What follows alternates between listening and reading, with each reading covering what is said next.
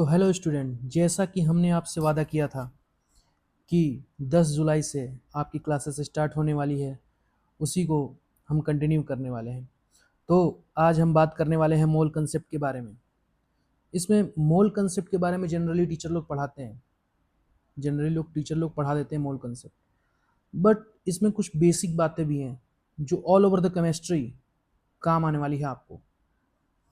और इसलिए मेरा जैसा कि वादा था आपसे कि बेसिक टू एडवांस, तो बेसिक क्या होता है वो सारी चीज़ों पर चर्चा करते हुए आपसे आगे बढ़ेंगे आप। इसलिए एनसीईआरटी ने इवन नाम भी रख रखा है इस चैप्टर का, some basic concept of chemistry. क्या नाम रख रखा है? सॉरी, रुकिए, क्या नाम रख रखा है? Some basic concept of chemistry. समझ रहे हैं आप? इसलिए हम इसमें कुछ बेसिक बातों का जिक्र करेंगे आपसे। और वो बेसिक बातें क्या हैं, जरा ध्यान से देखिए आप। आपको आई होप कि क्लियरली विजिबल है और आप देख पा रहे होंगे, ठीक है? जैसे कि कुछ एलिमेंट्स और उनके मॉलिक्यूलर वेट जो अपने को याद होने ही चाहिए। जैसे कि मैं आपसे कहूँ कि आज आपका ये टास्क है बेटा, मैं पढ़ाने से पहले आप सोच रहे हो कि ये टास्क दे रहा है, ज़रूरी है बेटा, क्योंकि ये बेसिक्स है और बेसिक्स कुछ अपने से भी आना चाहिए यार। और इसलिए आपको एक छोटा सा टास्क दे रहा हूँ कि बेटा आप पीरियोडिक टेबल उठाएंगे। आपके पास पहले तो पीरियोडिक टेबल है कि नहीं है, आपके पास पीरियोडिक टेबल होना मैंडेटरी है, ठीक है? तो पीरियोडिक टेबल से आप 1 to 30 तक के एटॉमिक नंबर और उनके मॉलिक्यूलर वेट बिल्कुल कंठस्थ उनके मॉलिक्यूलर वेट, उनके एटॉमिक नंबर सारे आपको पता होना चाहिए। जैसे मैं बोल रहा हूँ सीक्वेंस में, वैसे ही आपको याद होना चाहिए। Hydrogen, helium, lithium, beryllium, boron, carbon, nitrogen, oxygen, fluorine, neon, sodium, magnesium, aluminium, silicon, phosphorus, argon, calcium, potassium, ठीक है? Scandium, titanium, vanadium, chromium, manganese, iron, cobalt, nickel, copper, zinc. ऐसे ही आपको पूरा तरीके से याद होना चाहिए। और आज आप बिल्कुल भी, आज आपका काम है कि आपका होम असाइनमेंट है कि आप 1 to 30 एटॉमिक नंबर उनके और मॉलिकुलर वेट एक कॉपी में बना के लिख लीजिए। अगर नहीं याद है तो, याद है तो कोई बात नहीं, ठीक है? याद है तो बहुत अच्छी बात है, ठीक है? चलिए, और कुछ ऐसे एलिमेंट हैं जिनके आपके मॉलिकुलर वेट याद ही रहने चाहिए, उनको मैं बता देता हूँ। जैसे जो पूरे फिजिकल केमिस्ट्री के अंदर यूज होने वाला है, इवन ऑर्गेनिक के अंदर भी कई बार यूज आ जाते हैं इन सारे एलिमेंट की। तो आप इन एलिमेंट को तो भूलना ही नहीं है। जैसे फॉस्फोरस का मॉलिक्यूलर वेट ज़्यादा इंपॉर्टेंट है एलिमेंट, इसका आपको याद ही होगा, ठीक है? कितना एटॉमिक नंबर है, ये है फॉस्फोरस। और फॉस्फोरस का मॉलिक्यूलर वेट 13 है।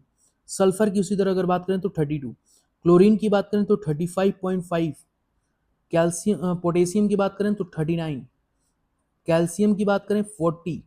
समझ रहे हैं आप? इस तरीके से आयरन की अगर बात करें तो 56, कितना? 56, 56। समझ रहे हैं?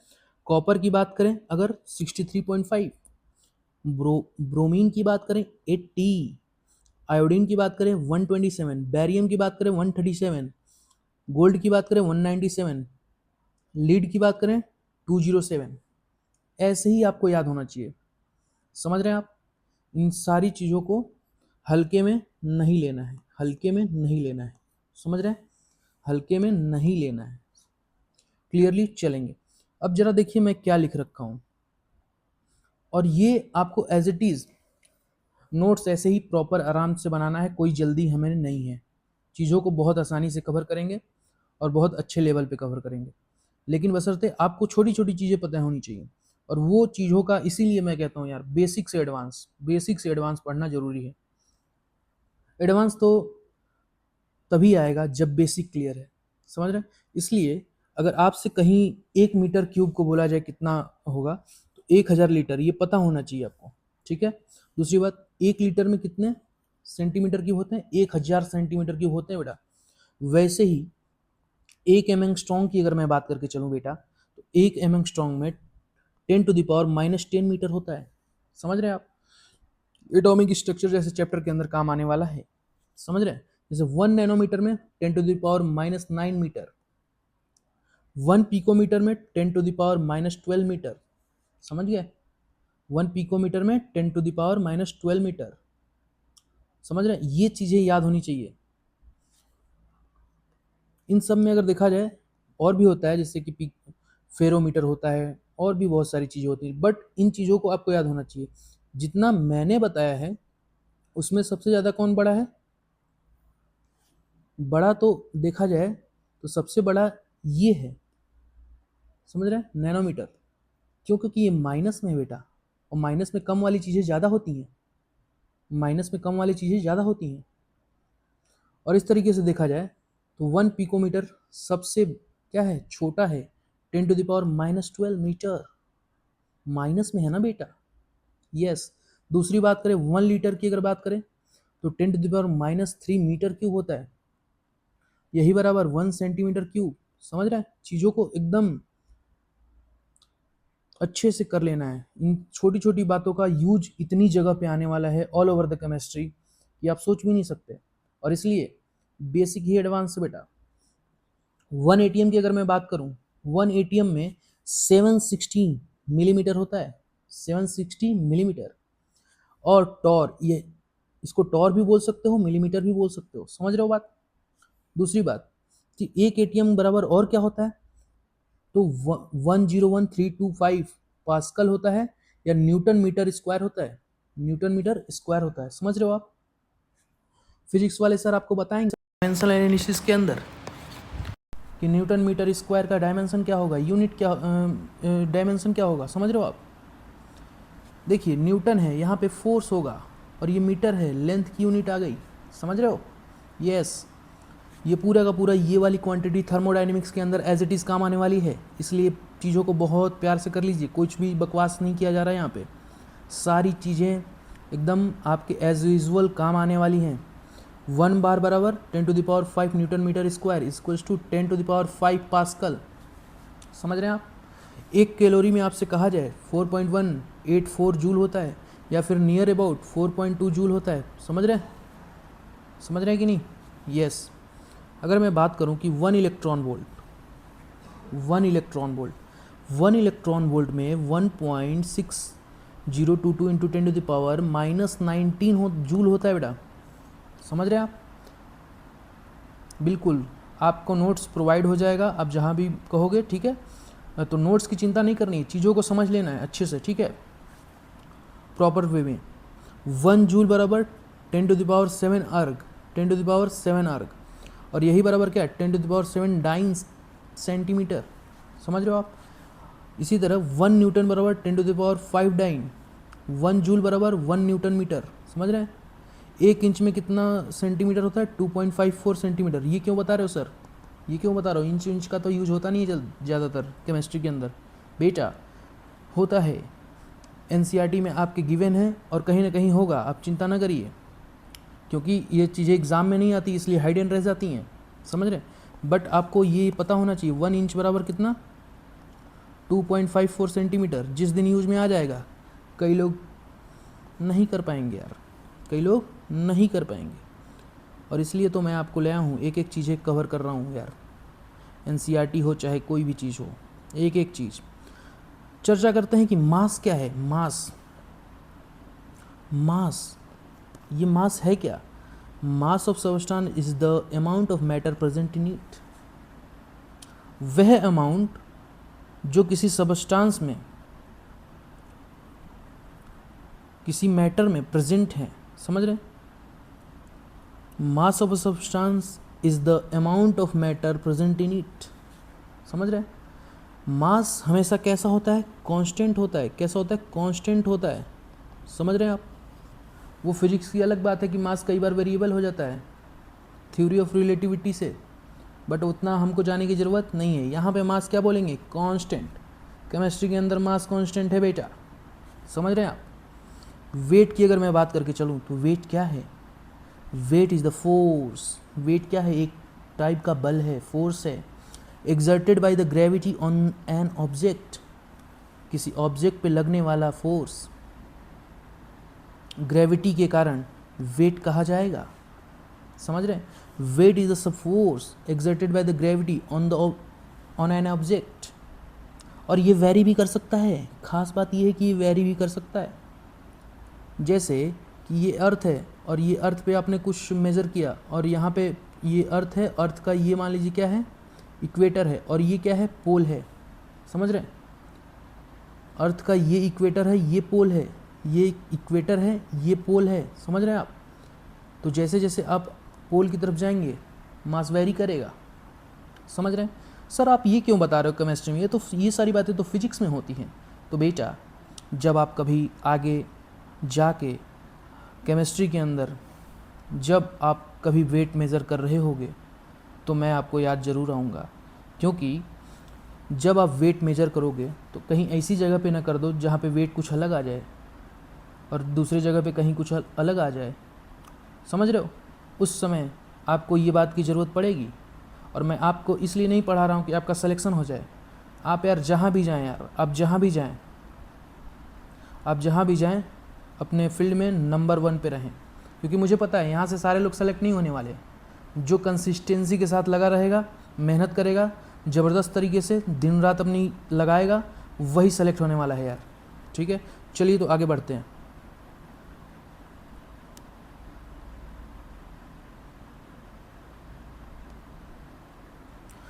ये जो आप देख रहे हैं स्ट्रक्चर बेटा, इसको बोलते हैं एनालिटिकल बैलेंस। क्या है? एनालिटिकल बैलेंस है ये। मास, किसी भी मास का substance, mass of substance can be determine accurately in the laboratory by using analytical balance. Analytical balance का काम होता है मास को मेज़र करना। एनालिटिकल बैलेंस का क्या काम होता है? मास को मेजर करना।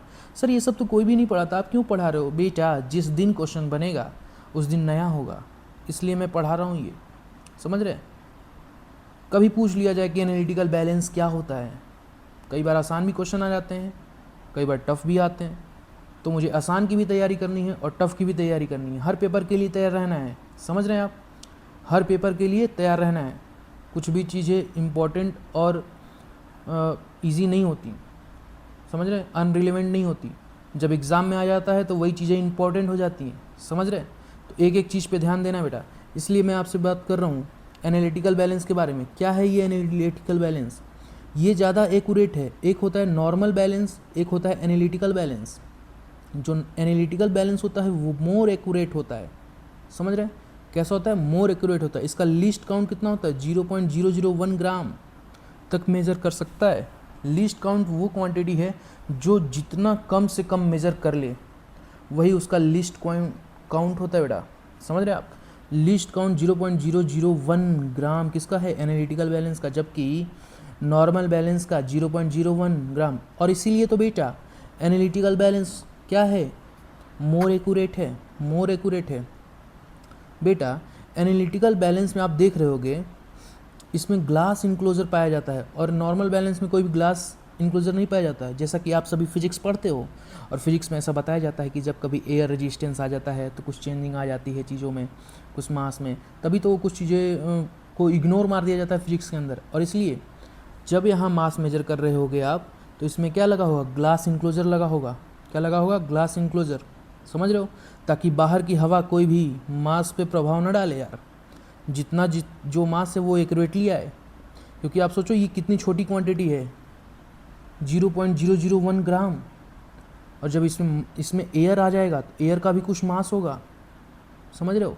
तो जो आपका मास की रीडिंग है वो वेरी कर जाएगी यार, वो वेरी कर जाएगी, वो गलत सही आ सकती है। इसलिए इसमें ग्लास इनक्लोजर होता है। किसमें? एनालिटिकल बैलेंस के अंदर बेटा। दूसरी बात, यहाँ पे आप देख रहे होगे एक राइडर कैरियर नोब लगा हुआ है, यूज़ फॉर एडजस्टमेंट। इसको यूज करते हैं एडजस्टमेंट करने के लिए। ठीक है ना? Rider carrier knob use for adjustment. ठीक है, समझ रहे हैं? तो ये है एनालिटिकल बैलेंस।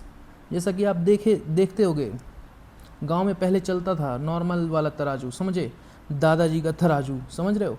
100% देसी टेक्नोलॉजी के साथ। क्या कहते हैं दादाजी? बिल्कुल सही। दादाजी कहते हैं वाह दादाजी, इसमें तो वाईफाई भी नहीं चलेगा, सिर्फ हाथ की ताकत चाहिए, ये बोलता है। दादाजी बोलते हैं बिल्कुल सही बेटा, जब तक दादा का दम तब तक चलता है ये सिस्टम। जब तक दादा का दम तब तक चलता है ये सिस्टम। सही बात है, कोई भी कुछ चीज़ों की ज़रूरत नहीं है इसमें, ना लाइट की, ना इलेक्ट्रिसिटी की, ना बैटरी की।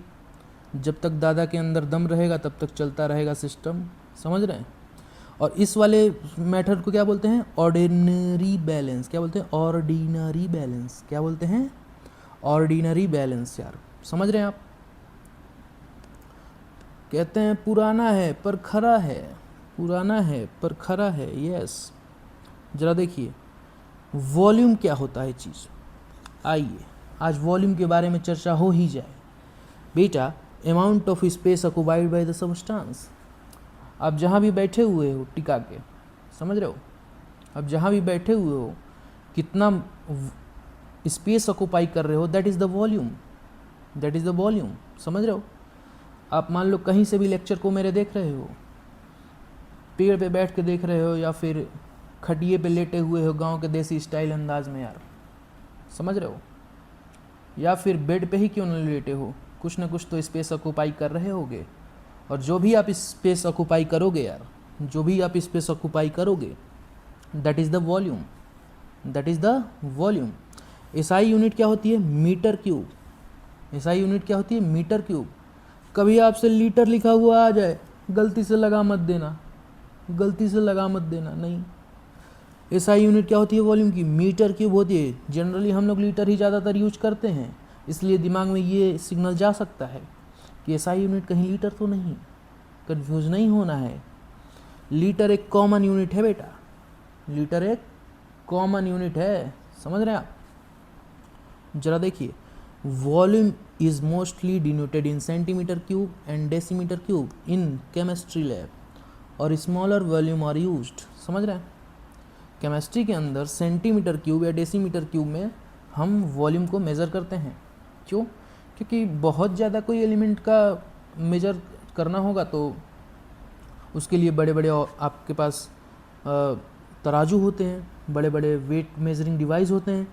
लेकिन जब आप केमिकल की बात करेंगे, जब आप रिएक्शन करा रहे होंगे, तो उस समय किसकी बात करेंगे? छोटे क्वांटिटीज़ की बात करेंगे, छोटे अमाउंट की बात करेंगे यार। और जब छोटे अमाउंट की बात करेंगे तो वहाँ तो सेंटीमीटर क्यूब और डेसीमीटर क्यूब की ही बात चलेगी ना यार। वहाँ तो नहीं अपन कहेंगे ना यार कि 5 किलो सोना दे दो यार, नहीं, वहाँ तो नहीं कहेंगे। इसलिए केमिस्ट्री के अंदर रिएक्शन पे मामला चल रहा है, सब कंटेनर में मामला चल रहा है। ये है अपने पास कंटेनर, और इस कंटेनर में ही मामला चल रहा है जो भी चल रहा है। तो इसलिए सोचिए कि कंटेनर हमारे पास कितना बड़ा होता ही है जिसमें हम रिएक्शन कराते हैं। मुश्किल से मुश्किल 100 ml 200 ml, कई कई फ्लास्क होते हैं 1-1 लीटर के। लेकिन बेटा ऑलमोस्ट अगर देखा जाए तो छोटे ही काम में लेते हैं अमाउंट को, क्योंकि भाई आप बड़ा लेके करोगे क्या? रिएक्शन वही आएगी। आप चेकिंग करने के लिए देखोगे तो रिएक्शन वही आएगी, समझ रहे हो? जरा देखिए, different unit use to express the volume. जैसे ये बड़ा ही इंपॉर्टेंट है कि वॉल्यूम को 1000 सेंटीमीटर क्यूब बोलो, 1000 ml बोलो, 1000 डेसीमीटर क्यूब बोलो या 1 लीटर बोलो, सब सेम है। क्या है? सब सेम है, समझ रहे? चलिए चलिए चलिए चलिए, 1 लीटर बराबर कितना बताओ? बता दो बेटा, बोल दो, कमेंट में लिख दो। 1 लीटर बराबर कितना? 1 लीटर बराबर 1 लीटर बराबर 1000 ml। 1 लीटर में 1000 ml होता है। 1000 सेंटीमीटर क्यूब बराबर 1 डेसीमीटर क्यूब, समझ रहे हैं? ये कुछ डिवाइस हैं, वॉल्यूम मेजरिंग डिवाइस। क्या है? Volume measuring device.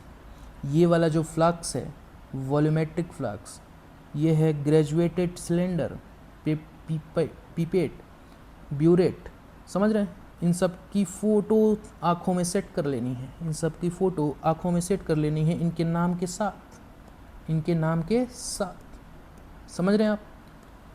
कई बार कुछ क्वेश्चन ऐसे होते हैं जो इतना इजी होते हैं, लेकिन यार बेटा हम सुने नहीं होते उस चीज़ों को, तो हम उस क्वेश्चन को कर नहीं पाते यार, समझ रहे हैं? तो हमें ये करना चाहिए कि हम जो भी बता रहे हैं उस वे में सुने, कि कहीं ना कहीं अगर कहीं कोई चीज़ रिपीट होती है, अब चाहे कोई सा भी एग्ज़ाम दे रहे हो, मैं ये कहता हूँ कि आप सारे ही एग्ज़ाम दो। अगर आप साइंस फील्ड से हो तो सारे ही एग्ज़ाम दो, समझे? अगर कोई भी एग्ज़ाम में कोई चीज़ें आती हैं तो वो आपको वहाँ फ़ायदा करा देगी, समझ रहे हैं आप? तब ये चीज़ें पता चलेगी कि इसकी इम्पोर्टेंस क्या है।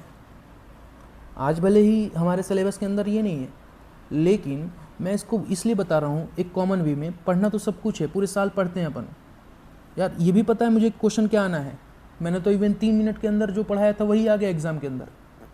लेकिन आपको मैं इसलिए बता रहा हूँ, उस दिन के लिए तैयार कर रहा हूँ, उस वॉश दिन के लिए तैयार कर रहा हूँ आपको, कि आप किसी के सामने झुके नहीं यार।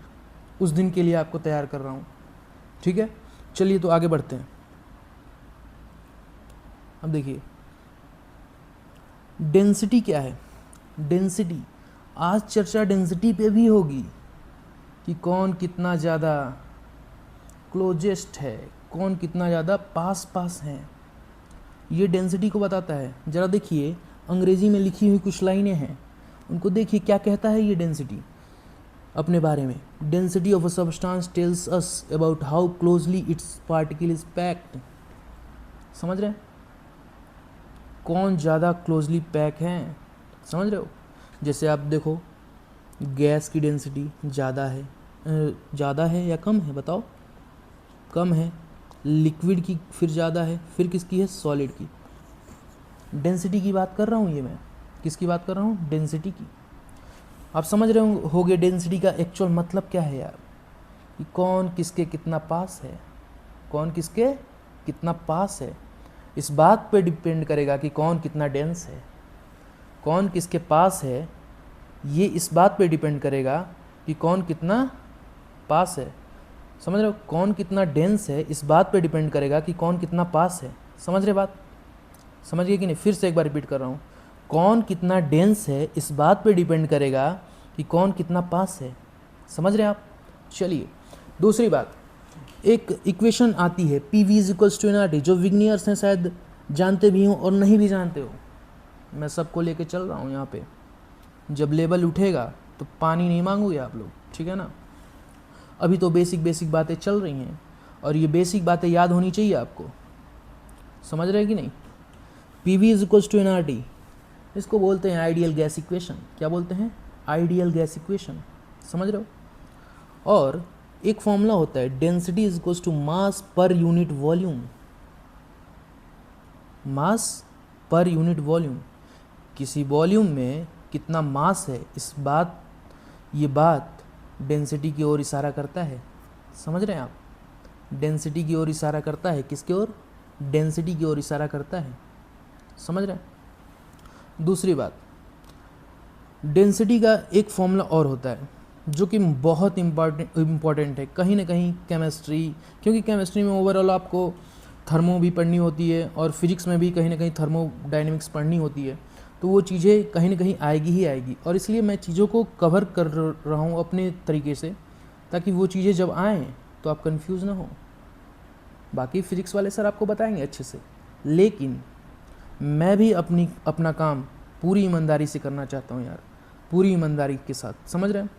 इसलिए मैं कहता हूँ कि बेटा अभी तो आप मोल के बारे में जानते भी नहीं हो, बट बहरहाल आप याद रखो, मोल बराबर गिवन वेट अपॉन में मॉलिक्यूलर वेट होता है। Given weight upon molecular weight. जब अपन मोल पढ़ाएंगे तो आप देखोगे एक एक चीज़ों को क्लियर करेंगे, एक एक चीज़ों को, क्योंकि मुझे कुछ चीज़ें डिस्कस करनी है। तो ये मैं अभी उठा रहा हूँ, और शायद अगर आप ड्रॉपर हो तो आपके लिए ये चीज़ें बहुत ही आसान है। लेकिन अगर कोई नया बच्चा देख रहा है तो इसको देख के घबराएगा नहीं। कोई अगर नया बच्चा देख रहा है तो इसको देख के घबराएगा नहीं। समझ रहे हैं। आपके लिए ये चीज़ें की जा रही हैं, ठीक है। जरा देखिए, ये है जो स्मॉल m है वो मास है, और जो कैपिटल M है मोलर मास है। और ये बताना क्यों ज़रूरी है आपको आने वाले क्वेश्चन के अंदर समझ में आ जाएगा। ये मैं स्मॉल m ही क्यों लिख रहा हूँ, इसको कैपिटल M ही क्यों लिख रहा हूँ, उससे आपको क्या क्लैरिटी आने वाली है ये आप सोच भी नहीं सकते। ये क्लैरिटी जो देगी ना ये चीज़, वो चीज़ आप जब मैं बता दूंगा तभी आप सोच पाओगे। ज़रा देखो क्या है। तो देखो PV = nRT।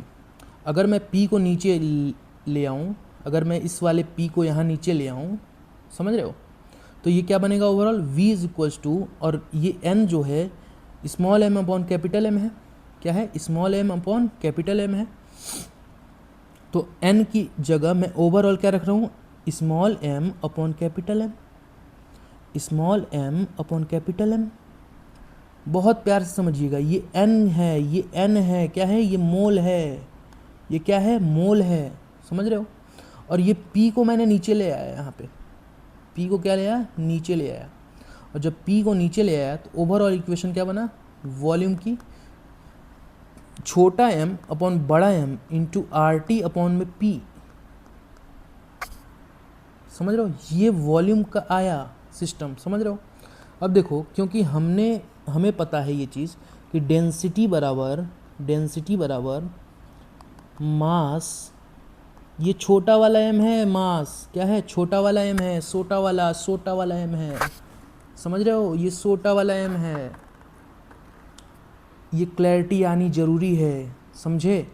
यहाँ पे ये मॉलिक्यूलर वेट नहीं है, ये सोटा m है, सोटा m गिवन वेट है, समझ रहे हैं, गिवन वेट है। अब देखिए ज़रा, जैसे ही इस डेंसिटी वाले रिलेशन में क्या करेंगे, हम वॉल्यूम को रखेंगे, तो देखिए मास तो m, सोटा m तो पहले से है, बोलिए सोटा m तो पहले से है ना, देखो ये सोटा m पहले से है ना, तो ये वाला जो छोटा m है, ये वाला जो छोटा m है ऊपर ही रहेगा।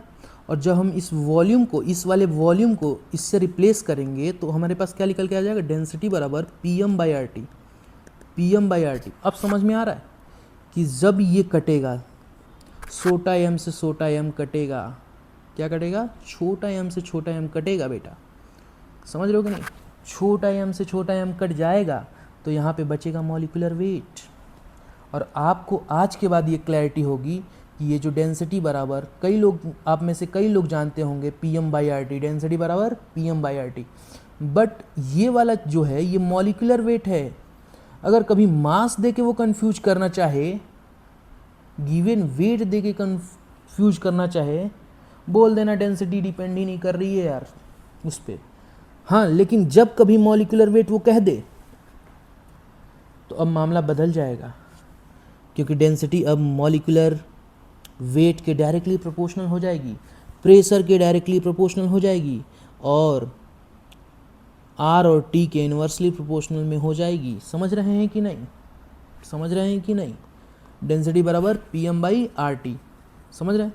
जहाँ पे ये p क्या है, प्रेशर है, m क्या है, मोलर मास है, r क्या है, यूनिवर्सल गैस कांस्टेंट है, और t टेम्परेचर है। समझ रहे हैं चीज़ों को, बिल्कुल बहुत प्यार से समझिएगा मैं क्या कहना चाह रहा हूँ, कि यहाँ पे ये मॉलिक्यूलर वेट है। याद तो बहुत लोगों को होता है density is equal to pm/RT, लेकिन ये pm/RT में m क्या है, वही क्लैरिटी इस लेक्चर से आपको मिलेगी। इसलिए तो कहता हूँ यार, मामला को याद करना और समझना दो अलग अलग बातें हैं, समझ रहे हैं। मामला यहाँ कॉन्सेप्ट से चलेगा, कॉन्सेप्ट के बगैर बात नहीं होगी यहाँ पे, ठीक है। चलिए, ये है प्रेशर, ये है मोलर मास, आर क्या है, यूनिवर्सल गैस कांस्टेंट है बेटा, और ये टेम्परेचर। ये जो आर होता है ना, ये साला बचपन से ही कांस्टेंट होता है। कैसे, बचपन से ही, कहीं भी ले जाओ, कुछ भी करो, नहीं बदलने वाला है, यूनिवर्सल गैस कांस्टेंट है। कई बार कुछ चीज़ें कांस्टेंट होते हुए भी वेरी कर जाती हैं।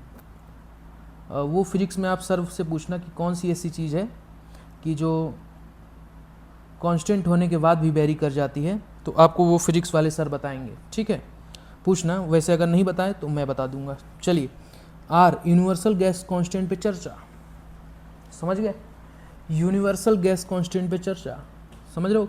और कमेंट जरूर करिएगा ये आर के बारे में, यूनिवर्सल गैस कांस्टेंट कौन सी, मैं आपसे पूछ रहा हूँ, कमेंट करना है आपको कि कौन सी ऐसी चीज़ है जो कांस्टेंट होने के बाद भी वेरी कर जाती है, कौन सी ऐसी चीज़ है जो कांस्टेंट होने के बाद भी वेरी कर जाती है।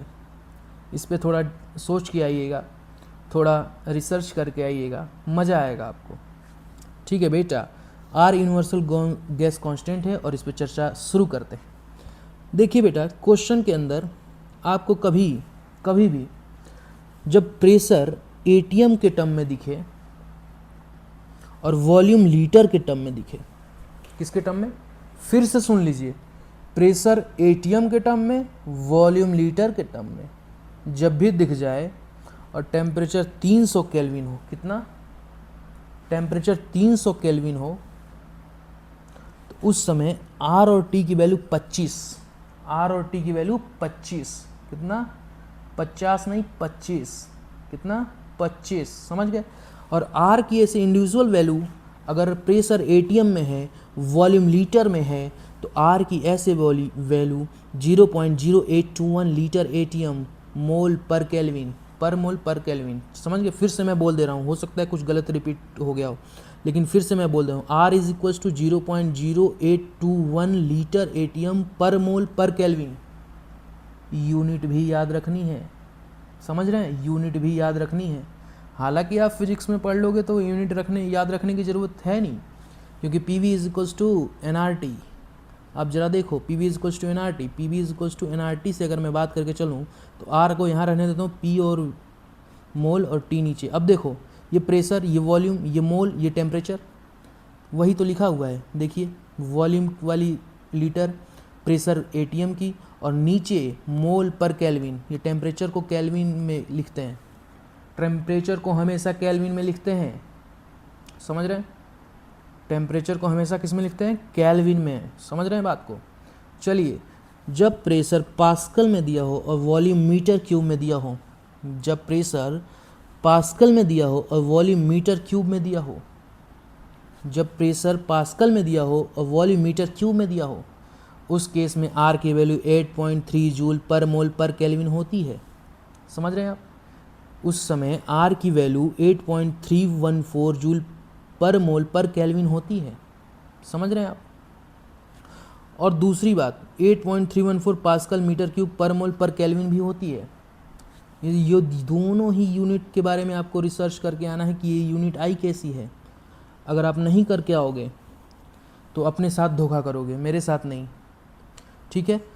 वैसे मैं बताऊंगा कि क्या होती है, बट आप ये करके आना है। देखिए जो काम दे रहा हूँ ना यार, उसको करके आना है। छोटे छोटे काम दे रहा हूँ, छोटा छोटा काम दे रहा हूँ, छोटू सा, समझ रहे हैं। बहुत बड़े काम नहीं है ये, लेकिन जितने भी काम मैं दे रहा हूँ, अगर आप ईमानदारी से करके आओगे ना यार, आपको एक अंदर से खुशी आएगी कि नहीं, मैंने ये तो काम कंप्लीट करा यार, है ना, खुशी आएगी। चलिए ज़रा क्वेश्चन देखते हैं बेटा। जैसे कि आपसे कभी डेंसिटी पूछे, ये लैंग्वेज में बहुत ही गंदा देते हैं। कैसे? बहुत ही गंदा। मैं लैंग्वेज लिख के नहीं लाया हूँ, बहुत सारी किताबें हैं जो लैंग्वेज लिखेंगी।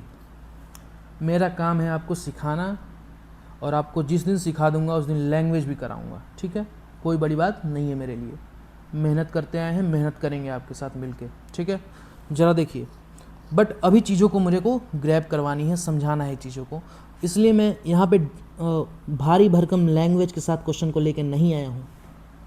भारी भरकम लैंग्वेज के साथ क्वेश्चन को नहीं लेके आया हूँ, और उस तरीके से जोड़ेंगे इस चैप्टर को कि आपके लिए यादगार बन जाएगा यार। ये क्या बन जाएगा? यादगार। ज़रा देखिए, आपसे डेंसिटी पूछी जा रही है, और डेंसिटी मैंने बताया कि PM/RT क्या है, PM/RT। प्रेशर बता दो कितना, 2 ATM। बता दो मॉलिक्यूलर वेट कितना, 44। टेम्परेचर कितना, टेम्परेचर कितना बता दो, टेम्परेचर कितना, 300। आर की वैल्यू 0.0821, आर की वैल्यू 0.0821। जैसे ही आप इन दोनों को मल्टीप्लाई करेंगे, मामला 25 का बनता हुआ आ जाएगा, समझ रहे हैं। क्योंकि देखो प्रेशर किस में है, एटीएम में है। प्रेशर यहाँ पे किस में है, एटीएम में है। और मैंने आपसे बोला था बेटा कि जब भी प्रेशर एटीएम में हो और टेम्परेचर 300 केल्विन दिया हुआ हो, उस जगह पे आर और टी की वैल्यू 25 है। ये कैलकुलेशन इजी करने के बेस्ट मेथड हैं, समझ रहे हैं। आपको सिखाएंगे कि कैलकुलेशन कैसे करने हैं, समझ रहे हैं ना। अगर मैं क्वेश्चन लैंग्वेज के साथ जिस दिन लेके आऊँगा ना यार, आपको दिखाऊंगा कि क्वेश्चन कैसे, आप 2 ऑप्शन तो ऐसे ही एलिमिनेट मार दोगे, 2 ऑप्शन तो ऐसी क्वेश्चन देखते ही एलिमिनेट मार दोगे, समझ रहे हो। चलो देखो, density is equals to PM/RT, समझ गए। P कितना 2, M कितना 44, R कितना 25। अगर ये आप देखोगे तो ये 2 से कुछ कम आएगा। ये ओवरऑल वैल्यू जो बनेगी, ये ओवरऑल जो वैल्यू बनेगी 2 से कुछ कम बनेगी। 2 से कितना कम, बहुत ज़्यादा कम नहीं, लेकिन कम बनेगी। तो 2 इंटू अगर मैं 1.8 कर दूं, ठीक है, तो ओवरऑल वैल्यू जो डेंसिटी की आ जाएगी 3.6 ग्राम पर लीटर आ जाएगी, 3.6 ग्राम पर लीटर आ जाएगी। समझ रहे हैं बात? और इसी तरीके से आप अपने नोट्स में ऐसे ही जमा के लिखेंगे, ठीक है, जमा के लिखेंगे, ठीक है। समझ रहे हैं चीज़ों को, ताकि चीज़ें जब आप रिवाइज करें ना तो सडनली माइंड में जाए वो चीज़ें। समझ रहे हैं आप? जैसे देखिए ये प्रेशर और टेम्परेचर, क्वेश्चन में बोला गया है आपसे कि जो प्रेशर है और टेम्परेचर है वो सेम है, मतलब बदल नहीं रहा है, मतलब बदल नहीं रहा है। और आपसे वो डेंसिटी का रेशियो पूछ रहे हैं। देखिए वो dA/dB पूछा है, ये बात का ध्यान देना है। कई बार वो dB/dA कर देगा और आप dA/dB करके आओगे, मामला गलत हो जाएगा वहाँ पे। समझ रहे हो? तो मामला को गलत नहीं करना है, जो पूछा वही बताना है अपन को, जो पूछा वही बताना है। ये इम्पोर्टेंट नहीं कि आपको क्या आता है, उसने क्या पूछा है वो बताना है। समझ रहे हैं? उसने क्या पूछा है वो बताना है आपको, आपको क्या आता है उससे फ़र्क नहीं पड़ता, वो क्या पूछा है वो आपको बताना है। बहरहाल यहाँ पे dA/dB ही पूछा गया आपसे, मतलब density of A to the density of A raise to the density of B, ये पूछा गया है आपसे। कैसे करेंगे? क्योंकि बेटा मुझे पता है ना कि डेंसिटी बराबर PM/RT, PM/RT। अरे भैया P तो कांस्टेंट हो गया, P तो कांस्टेंट हो गया, R बचपन से कांस्टेंट है, और T बताओ, T भी कांस्टेंट बोल रखा है। तो कई बार क्वेश्चन लगेंगे लेंदी लेकिन होंगे बड़ी ही आसान, और आप सब कर पाओगे इस क्वेश्चन को। ज़रा देखिए dA/dB क्या हो जाएगा, मॉलिक्यूलर वेट के डायरेक्टली प्रोपोर्शनल हो जाएगा, मॉलिक्यूलर वेट के डायरेक्टली प्रोपोर्शनल हो जाएगा। और मॉलिक्यूलर वेट ऑफ A कितना है 16। अरे मॉलिक्यूलर वेट ऑफ B कितना है रे बेटा, देखो 64, 1/4 रेशियो निकल के आ गया है dA/dB 1/4। अगर आपसे dB/dA पूछे तो 4/1 लगाना। एक बात का और ध्यान रखना है आपको, 1/4 आंसर आया इसका, ठीक है। एक बात का ध्यान रखना है कि जब आपसे कभी भी dA/dB पूछे या dB/dA पूछे तो उस समय भी बहुत ध्यान देने वाली बात है कि उसने क्वेश्चन में कहीं कुछ छेड़छाड़ तो नहीं किया है, उस चीज़ों को बहुत प्रॉपरली देखना है, ठीक है। चलिए आगे बढ़ते हैं। प्रेशर डबल और टेम्परेचर कांस्टेंट, प्रेशर डबल और टेम्परेचर कांस्टेंट। उसने बोल दिया कि प्रेशर डबल है और टेम्परेचर क्या है, कांस्टेंट है। प्रेशर डबल हो गया है और टेम्परेचर क्या हो गया, कांस्टेंट है। तो डेंसिटी बराबर क्या होता है, PM/RT, PM/RT। अरे R तो पहले से ही कांस्टेंट है, बचपन से कांस्टेंट है ये, और T को कांस्टेंट बोल दिया गया है। तो बताओ डेंसिटी किसके प्रोपोर्शनल होगी, बताओ। डेंसिटी प्रेशर के प्रोपोर्शनल होगी, समझ रहे हैं? क्योंकि प्रेशर वेरी कर रहे हैं। मास के बारे में कोई चर्चा नहीं किया है, मास के बारे में कोई चर्चा किया है नहीं किया है। और जब मास के बारे में कोई चर्चा ना करे तो आप भी उसके साथ खिलवाड़ नहीं करेंगे, आप भी उसके साथ छेड़छाड़ नहीं करेंगे, आप भी चुपचाप density is directly proportional to pressure के टर्म में लगाएंगे और बोलेंगे कि डेंसिटी अगर प्रेशर अगर डबल है तो बेटा डेंसिटी भी क्या हो जाएगी, डबल हो जाएगी। अगर प्रेशर डबल हो गया है तो डेंसिटी भी डबल हो जाएगी। समझ रहे हैं? छेड़छाड़ नहीं करना है, समझे। CO2 is denser then O2, बताइए सही बात है या गलत? अरे बेटा बता दो सही है या गलत। CO2 is denser then O2। बेटा डेंसिटी बराबर हमने पढ़ा ही क्या था, डेंसिटी बराबर इतनी बार करवा दूंगा ना एक ही क्वेश्चन को दूसरे फॉर्मेट में कि आप सीख ही जाओगे। PM/RT, PM/RT, डेंसिटी बराबर PM/RT। समझ रहे हो आप? ये बोल रहे हैं कि CO2 is denser then O2। यही क्वेश्चन एग्जाम में टफ लगने लगता है जब टाइम नहीं होता है, समझ रहे हो। बट अभी देखिए density is directly proportional to PM/RT अगर करेंगे तो यहाँ क्या है, मॉलिक्यूलर वेट के प्रोपोर्शनल है। देख रहे हैं आप, मॉलिक्यूलर वेट के डायरेक्टली प्रोपोर्शनल है। अब बताइए CO2 का मॉलिक्यूलर वेट कितना हो जाएगा, 44। कैसे आया ये, आई होप इतना तो आपको आना चाहिए, अगर नहीं आता है फिर भी मैं बता देता हूँ। कार्बन का 12, ऑक्सीजन का 16, क्योंकि ऑक्सीजन 2 हैं तो 16 × 2 यानी कि ये 32 + 12 टोटल मिल के आएंगे ओवरऑल 44। अगर आप O2 का मॉलिक्यूलर वेट देखेंगे तो बेटा कितना आ जाएगा, 15 इंटू 2 दैट इज़ 32, यानी कि ये बात सही कह रहा है। ये बात क्या कह रहा है? सही बात कह रहा है। दूसरी बात क्या रीज़न में दे रहा है? Density is directly proportional to the molar mass. सही बात ये भी कह रहा है, यानी कि जो आपका रीज़न है, जो आपका रीज़न है वो एसर्शन को एक्सप्लेन कर रहा है। तो आपका जो आंसर बनने वाला है ए ऑप्शन बनने वाला है, या फिर अगर ए ऑप्शन में अगर वो न दिया हो तो आप ये समझिए कि उसमें लिखा होगा कि assertion and reason are true and reason is correct explanation of assertion.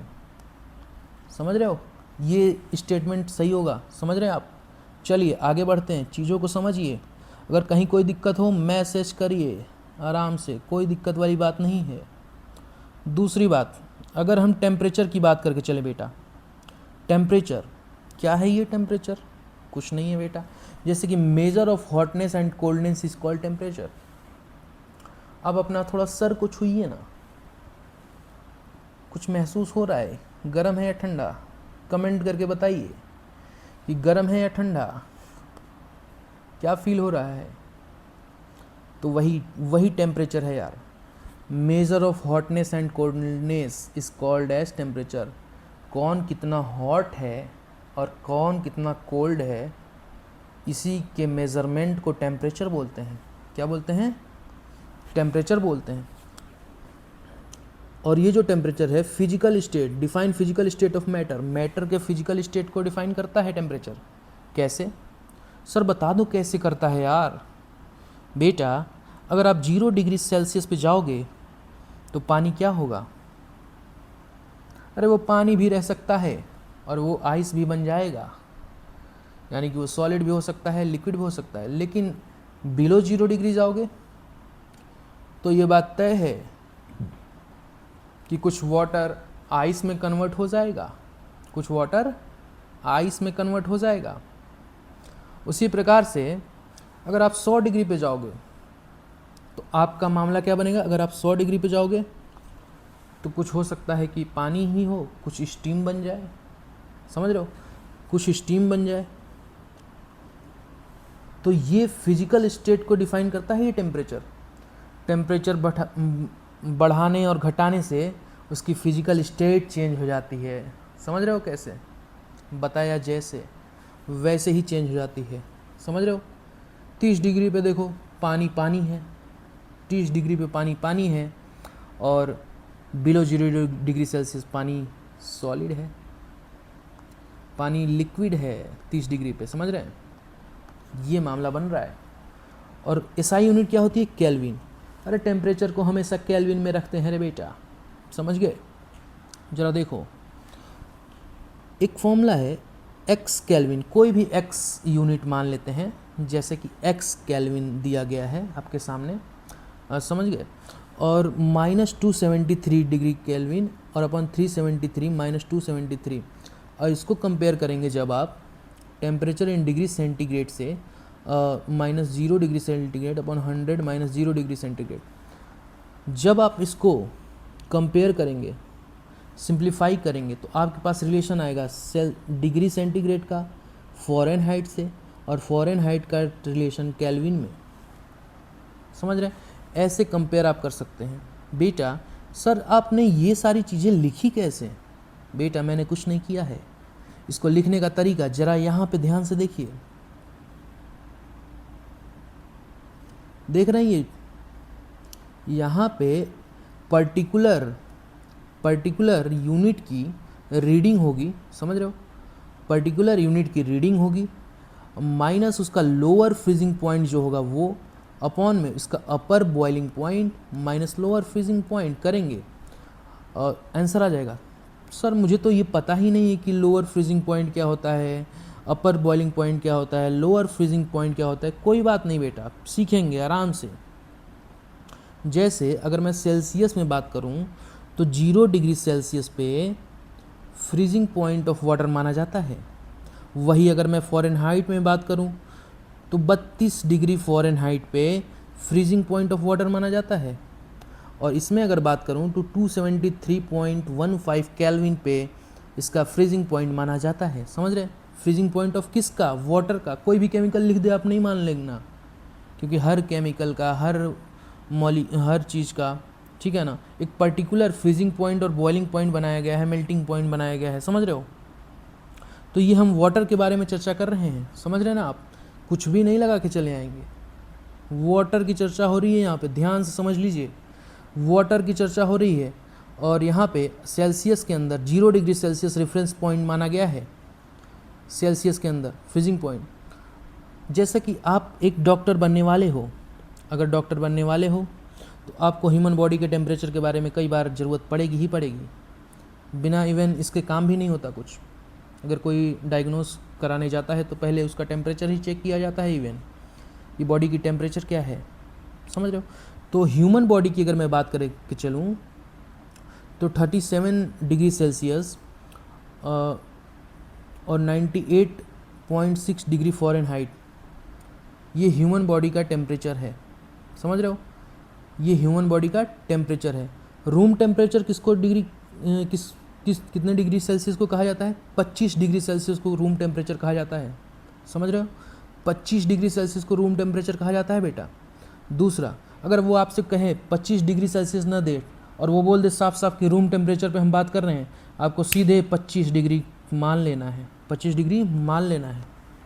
क्यों? क्योंकि उन्होंने पहले चैप्टर में आपको बताया था, पहले चैप्टर में ही उन्होंने बता दिया था आपको कि बेटा अगर कभी रूम टेम्परेचर हम बोलें तो तुम 25 ही मानना, 27 या 30 मत मान लेना, क्योंकि हम ये तो पहले चैप्टर में ही बता चुके हैं। एनसीईआरटी आपसे कहती है खुल के कि बेटा रूम टेम्परेचर कितना, 25 डिग्री सेल्सियस रूम टेम्परेचर होता है। दूसरी बात, बॉइलिंग पॉइंट ऑफ वाटर क्या होता है, बॉइलिंग पॉइंट ऑफ वाटर क्या होता है, 100 डिग्री सेल्सियस होता है बेटा। कितना? 100 डिग्री सेल्सियस होता है। किस में? सेल्सियस में। फ़ारेनहाइट में 212 डिग्री फ़ारेनहाइट होता है, जबकि केल्विन में 373 केल्विन क्या है। अब मैं आपसे बात करूं, आपसे पूछूं कि इसमें लोअर फ्रीजिंग पॉइंट क्या है, अपर फ्रीजिंग पॉइंट है क्या है, तो क्या आप नहीं बता पाओगे? बोलो, क्या आप नहीं बता पाओगे?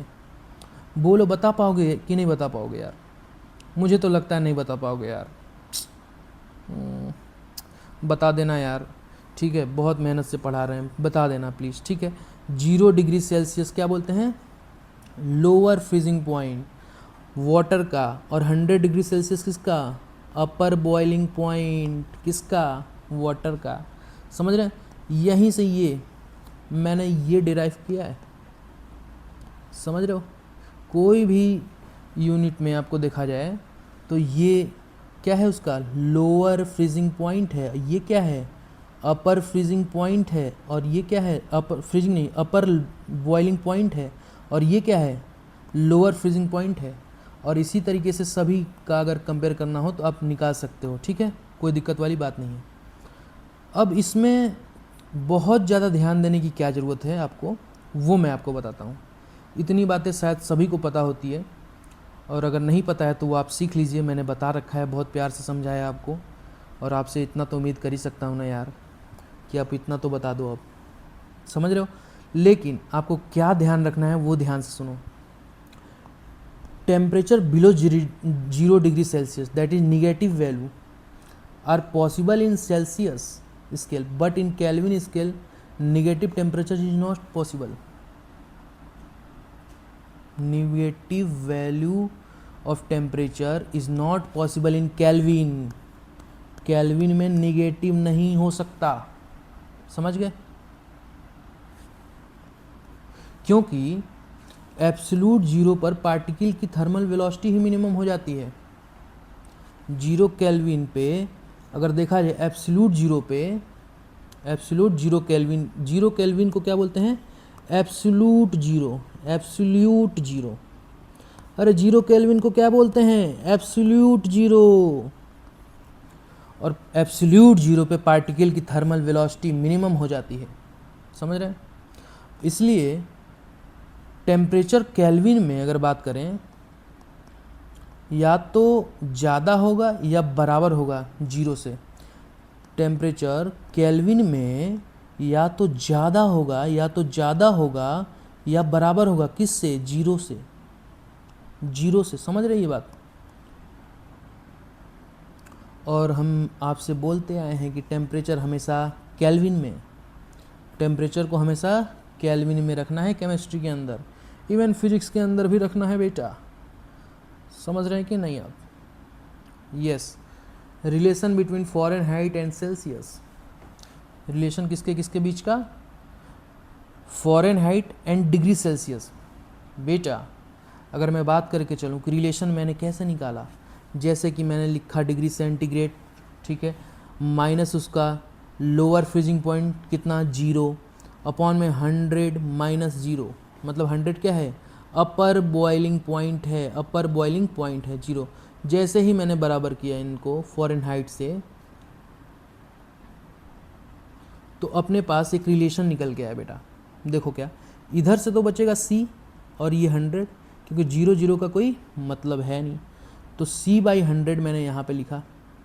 देखते जाइए कैसे मैंने लिखा, C/100 यहाँ पे लिखा, और 212 में से 32 जब माइनस करोगे आप, तो ओवरऑल वैल्यू जो निकल के आएगी 180 आएगी। कितनी आएगी? 180 आएगी। अरे घटा के देख लो ना यार, 212 में से 30 अगर घटाओगे कितना हो जाएगा? बोलो। 212 में से अगर 32 घटाओगे कितना हो जाएगा? 180 हो जाएगा। समझ रहे हो? 180 हो जाएगा। तो आप जरा देखिए, C/100 is equals to Fahrenheit minus 32 upon 180। अरे ये 32 तो पहले ही था, तो ये 32 अपॉन 180 ओवरऑल इसमें से माइनस किया है, 212 माइनस 32, तो 180 आ गया। तो मैं कहाँ पहुँच गया? इस रिलेशन पे पहुँच गया। अब आपसे इस रिलेशन पे बात होगी, इसको कैसे मैं आगे प्रोसीड करूँगा वो ज़रा देखिए। जैसे कि बेटा मैंने यहाँ पे ये फ़ारेनहाइट को यहीं छोड़ दिया, फ़ारेनहाइट को यहीं छोड़ दिया, और जैसे ही इन दोनों को काटेंगे तो ये हो जाएगा 5 और ये हो जाएगा 9। क्या हो जाएगा? ये हो जाएगा 5 और ये हो जाएगा 9। समझ गए? क्या हो जाएगा? ये 5 और ये 9। ये कैसे हो रहा है? ये कैसे हो रहा है? 5 और 9। अरे 20 का पहाड़ा पढ़ो ना यार, 20 25 100 और 20 9 180। 20 25 100, 20 9 180। अंग्रेजी माध्यम वाले भी हैं क्या? अच्छा, आती तो सबको हिंदी ही है, नाटक करते हो बस अंग्रेजी की हैं। चलो अच्छा, फ़ारेनहाइट डिग्री सेंटीग्रेड की अगर फ़ारेनहाइट की बात करें तो यहाँ फ़ारेनहाइट को मैंने छोड़ा था, और जैसे ही ये 5 और ये 9 हुआ तो ये इधर मल्टीप्लाई और ये इधर, समझ रहे हो? ये इधर और ये 5 नीचे, तो 9/5 डिग्री सेंटीग्रेड तो वहीं रहेगा, और ये जो 32 है माइनस में है, देख रहे हैं माइनस में, तो इधर जब आएगा तो ये प्लस में हो जाएगा। समझ रहे हो? तो इसीलिए ये रिलेशन निकल के आ चुका है, और ये रिलेशन बहुत ही ज़्यादा इम्पॉर्टेंट है बेटा। 9/5 डिग्री सेंटीग्रेड प्लस 32। समझ गए? ये रिलेशन आपको याद रखना है। समझ रहे हो कि नहीं? चलो दूसरी बात, relation between kelvin and Celsius बहुत इजी है बेटा, बहुत इजी है। जैसे कि आपसे कहा जाए कि 30 डिग्री सेल्सियस को हमें केल्विन में कन्वर्ट करके दिखाओ, केल्विन में कन्वर्ट करके दिखाओ। 30 डिग्री सेल्सियस को केल्विन में कन्वर्ट करके दिखाओ, तो 273 में जब आप 30 रखोगे तो जो मामला निकल के आएगा वो केल्विन में निकल के आ जाएगा। अगर आपसे कोई कहे बेटा सेल्सियस तो मैंने कहा 25, क्या कहा? 25, तो 25 कहते ही मेरे ये कितना आ जाएगा? 298.15 केल्विन आ जाएगा। जैसे ही मैंने सेल्सियस की वैल्यू 27 डिग्री रखी तो केल्विन में वैल्यू 300 आ जाएगी, 300 केल्विन। समझ रहे? जैसे ही मैंने यहाँ 27 रखा और इसको ऐड कर दिया तो कितना आ जाएगा? 300 केल्विन। समझ रहे? चलिए, तो आपका मामला आज का डन हो चुका है जो भी है, तो सारी चीज़ों को आपको रिवाइज़ करके आना है, ठीक है? और बहुत प्यार से चीज़ों को कन्वर्ट करेंगे यार, ठीक है ना? कोई दिक्कत की बात नहीं है, सब अपना ही है मामला। समझ रहे कि नहीं? Thank you so much. आप